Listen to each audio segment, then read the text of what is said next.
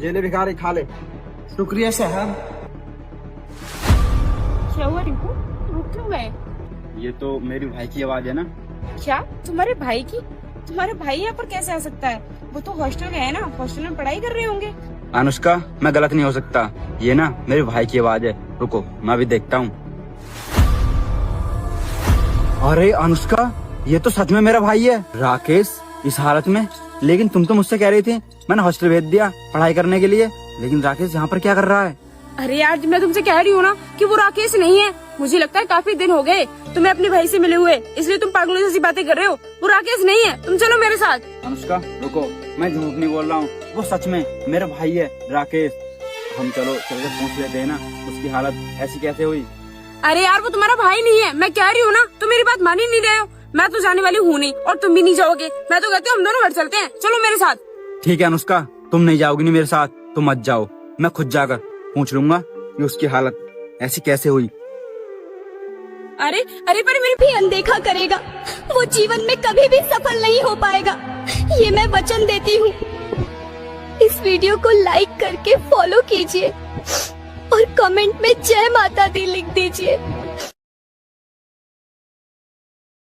बात तो सुनो।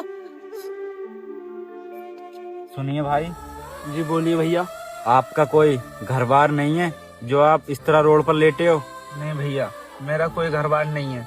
अगर मेरा कोई घर बार होता ना तो मैं इस तरह रोड पर क्यों लेटा हुआ होता।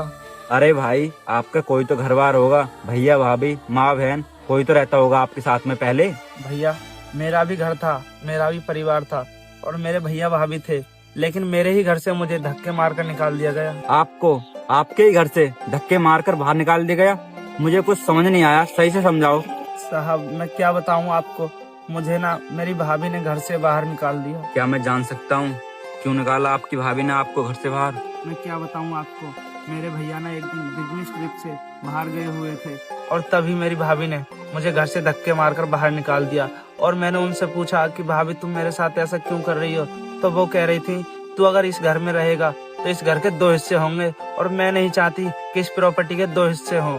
वो घर पर अकेले ही राज करना चाहती थी और मैंने उनसे पूछा कि भाभी तुम मेरे साथ ऐसा क्यों कर रही हो, जितना अधिकार भैया का है ना इस घर पर उतना ही मेरा है। और उन्होंने कहा जब तक तुम्हारे माँ बाप जिंदा थे जब तक तुम्हारा हिस्सा था, लेकिन अब नहीं है, निकल जाओ इस घर से और जिंदगी में इस घर में आने की कोशिश भी मत करना। और मेरी भाभी ने घर से निकालते समय एक बार भी ये नहीं सोचा कि मैं कहाँ रहूंगा कहाँ नहीं, और उस दिन से ही आज तक मैं दर दर की ठोकर खाता फिर रहा हूँ। और साहब जब मेरे भैया घर पर नहीं रहते थे ना तो मेरी भाई